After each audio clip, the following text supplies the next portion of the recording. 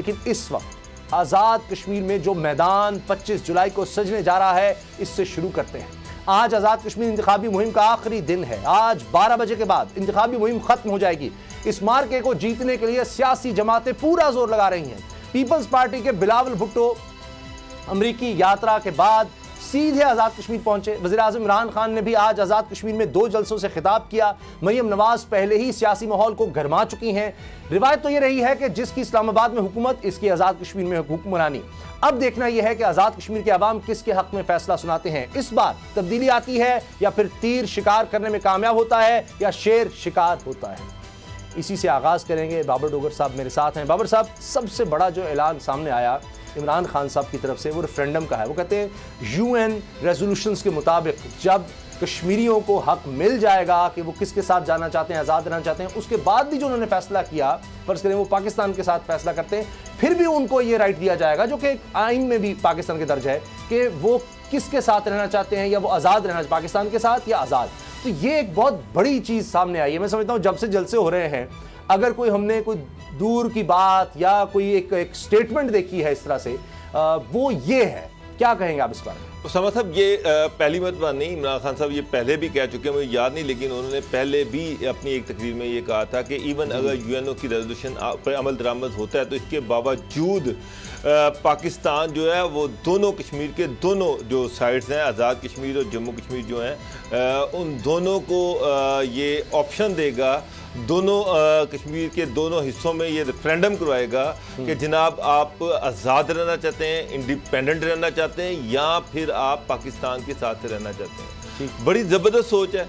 कश्मीर के लोगों को जब हम ये कहते हैं कि उनको राइट मिलना चाहिए, उनको इस चीज़ का हक मिलना चाहिए कि वो डिसाइड करें कि उन्होंने किसके साथ रहना है, उन्होंने पाकिस्तान के साथ रहना है, उन्होंने भारत के साथ रहना है, तो पाकिस्तान के ये साथ जो आज़ाद कश्मीर है, इन लोगों को भी राइट होना चाहिए। रेफरेंडम में इनको भी शामिल किया जाएगा और वो भी ये फैसला करेंगे कि उन्होंने ऑटोनॉमी लेनी है या वो फिर पाकिस्तान के साथ रहना चाहते हैं। हाँ, ये इमरान खान ने भी ये कहा अपनी स्पीच में कि जनाब उनको उम्मीद है कि कश्मीर के लोग पाकिस्तान के साथ ही रहना चाहेंगे। लेकिन ये अच्छी चीज़ है कि कश्मीर के लोग खुद फैसला करें, वहाँ के लोग जो हैं वो डिसाइड करें कि वो पाकिस्तान के साथ रहना चाहते हैं, वो ऑटोनॉमी चाहते हैं, वो इंडिपेंडेंस चाहते हैं, वो क्या चाहते हैं। ये अल्टीमेटली बड़ा क्राइटेरिया है, वो है परफॉर्मेंस का, परफॉर्मेंस की वैल्यूएशन का। सुप्रीम कोर्ट की जो रूलिंग है आप वो देख लें। सुप्रीम कोर्ट के जो कमेंट्स हैं कराची के हवाले से, इंटीरियर सिंध के हवाले से, इंटीरियर सिंध की डेवलपमेंट के हवाले से, वहाँ पर अस्पतालों के इंफ्रास्ट्रक्चर के हवाले से, वहाँ पर स्कूलों के हवाले से, कराची पीओ पार्टी की 13 साल से गवर्नमेंट है उसामा साहब। सड़कों का जो हाल है, वहाँ पर नालों का जो हाल है, गंदगी का जो हाल है, वहाँ की परफॉर्मेंस जो है वो आज़ाद कश्मीर या कहीं भी आप इलेक्शन लड़ रहे हैं, लोग उसको एक देखते जरूर हैं, बेंचमार्क जरूर रखते हैं। सर बिल्कुल बेंचमार्क उसामा साहब, जब भी कंपैरिजन होगा, आज़ाद कश्मीर के लोग पंजाब के भी 13 साल देखेंगे, फिर पार्टी के भी 13 साल देखेंगे, केपी के भी 13 साल देखेंगे, बलूचिस्तान के भी 13 साल देखेंगे। अब इन 13 सालों में पंजाब में मेट्रोज बनी, ऑरेंज लाइन बनी, चाहे उसमें करप्शन हुई, किकबैक हुई, इसको एक साइड पे कर दें, लेकिन पंजाब में डेवलपमेंट हुई, केपीके में डेवलपमेंट हुई। पीटीआई ये क्लेम करती कि हमने केपीके की डेवलपमेंट की वजह से हम गवर्नमेंट में आए। नवाज शरीफ ये क्लेम करते थे कि पंजाब में शहबाज शरीफ की परफॉर्मेंस की वजह से वो इक़्तिदार में आए।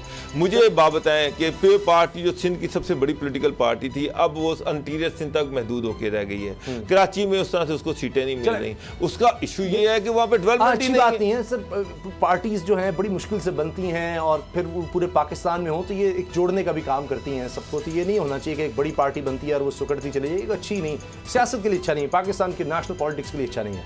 लेकिन जो लोग छोड़कर जा रहे हैं मुख्तलिफ पार्टीज को तहरीक इंसाफ में, इसकी वजह आप क्या कहेंगे? आज इमरान खान साहब ने यह भी कहा कि जी माजी में किसने इस तरह से आज़ाद कश्मीर के हवाले से बात की है या मकबूजा कश्मीर के मुसलमानों की बात की है। कभी उन्होंने कहा जी यहाँ तो डीजल बैठा हुआ था, या जरदारी साहब को और कामों से फुर्सत मिलती तो वो कश्मीर की भी बात करते। तो ये उन्होंने एक बार फिर उनकी तनकीद तो की है। तो ये और लोगों का आना जो इलेक्टेबल्स हैं, कोई कहीं बैठ रहा है तहरीक इंसाफ के हक़ में, कहीं कोई इलेक्टेबल इनकी तरफ आ रहा है, ये हमेशा से चूँकि होता रहा है कि जिसकी वफाक में है उस तरफ जाना है, इसलिए ये हो रहा है, या कोई इनकी कोई कारकर्दगी ख़ास है तहरीक इंसाफ की? उसामा साहब, कारकर्दगी का इशू होता तो फिर पार्टी के दौर में फिर पार्टी की गवर्नमेंट वहाँ पर बनी, नून लीग के दौर में नून लीग की गवर्नमेंट वहाँ पर बनी। अब पीटीआई का फेडरल गवर्नमेंट पीटीआई के पास है, गवर्नमेंट के पास रिसोर्सेज हैं, गवर्नमेंट के पास अख्तियारात हैं। वो उसकी वजह से देखें वहाँ पर मिनिस्टर जाके तकरीरें कर रहे हैं। तो जाहिर बात है कि जो फेडरल गवर्नमेंट जो हुकूमत में होती है वो लोगों को बहुत सारी मुराद भी दे सकती है, बहुत लोगों को जो है उनको डिलीवर भी कर सकती है, उसके पास सारा कुछ है। तो ये होता रहा है। गिलगित बल्तिस्तान में भी आप देखें कि जब गिलगित बल्तिस्तान के इलेक्शन थे तो पिछले पार्टी के दौर में उनकी गवर्नमेंट थी, बाद में नून लीग की गवर्नमेंट बन गई। अब नून लीग ने तो कोई वहाँ पर क्या करके दिखाया, उनकी जब से सुबह बना पहली दफ़ा नून लीग के दौर में वहाँ पर इलेक्शन हुए और उनकी गवर्नमेंट बन गई। अब PTI के दौर में हुई तो वहाँ पर जितने भी लोग थे वो जाहिर बात है कि जो इलेक्टेबल्स होते हैं। पीपल्स पार्टी की थी सर गिलगित बल्तिस्तान में, फिर ये नून लीग की बारी आई और उसके बाद अब तहरीक इंसाफ की। आखिरी मैं ये कि लोग इलेक्टेबल की तरफ देखते हैं, इलेक्टेबल जो है वो गवर्नमेंट की तरफ देखते हैं। उनको ये होता है कि अगर गवर्नमेंट की सपोर्ट मिल गई तो जीत जाएंगे। तो इन इलाकों में पॉलिटिकल वोट पार्टियों का वोट उस तरह से नहीं होता, इलेक्टेबल्स का ज्यादा वोट होता है। तो इलेक्टेबल्स जो है वो कोशिश करते हैं कि उसी पार्टी की तरफ जाए जिसकी गवर्नमेंट है। तो अभी जितने आसानी से हो जाते हैं जी, ये भी है उनके। अच्छा, आखिरी सवाल इस मौजू पर, कश्मीर में नून लीग की हुकूमत और इलेक्शन कमीशन है, हम धांधली कैसे कर सकते हैं? इमरान खान साहब ने कहा, क्योंकि बार बार कहा जा रहा है जी हम तो धरना दे देंगे, ये कर देंगे, वो कर देंगे। मरीम ने कहा जी खबरदार किसी ने इलेक्शन चोरी किया, और फिर उनका वो सिलेक्टर जब बात करती हैं, अब फौज भी बुला ली गई है, अब ये इलेक्शन कमीशन ने बुलाई है, आज़ाद कश्मीर के आज़ाद इलेक्शन कमीशन ने बुलाई है। इस दफ़ा तो कोई इल्ज़ाम नहीं लेंगे क्योंकि पोलिंग बूथ के अंदर कोई काम नहीं है, ये सिर्फ सिक्योरिटी के लिए है। इस पर सबको तसल्ली होगी या फिर कहीं खुदा न खास्ता ये शुरू हो जाएंगे इदारों के खिलाफ?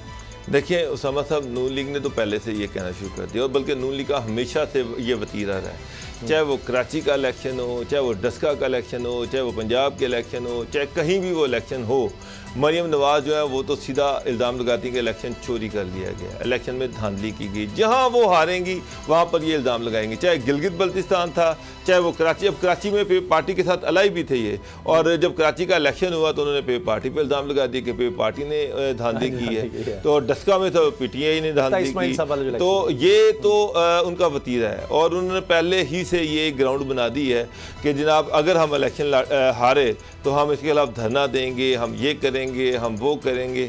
असल इशू ये है, मैंने आपको पहले कहा कि वहाँ पर जो 40-42 सीटें हैं, 10-12 इलेक्टेबल जो हैं वो अगर गवर्नमेंट के साथ चले जाते हैं तो वो गवर्नमेंट का इलेक्शन बन जाता है, PTI का इलेक्शन बन जाएगा। तो वो इलेक्टेबल जो है वो PTI की तरफ जा रहे हैं, वो PTI को ज्वाइन कर रहे हैं, PTI ने उनको टिकट दिए हैं, नून लीग के बहुत सारे लोग लोटे हो गए। तो इलेक्शन तो अब लग ये रहा है कि नून लीग और PTI के दरमियान बड़ा सख्त मुकाबला होगा, उसमें कोई भी जीत सकता है। उसमें PTI भी जीत सकती है, नून लीग भी जीत सकती है, लेकिन मुकाबला सख्त होगा। मैं ये नहीं प्रेडिक्ट करता कि कौन सी पॉलिटिकल पार्टी जीतेगी। बाकी नून लीग जो है अगर वो जीतेगी तो उन्होंने कहना कि इलेक्शन ठीक था, अगर वो ना जीती तो 100% वो इसको भी रिग्ड इलेक्शन कहेंगे। अच्छा, अब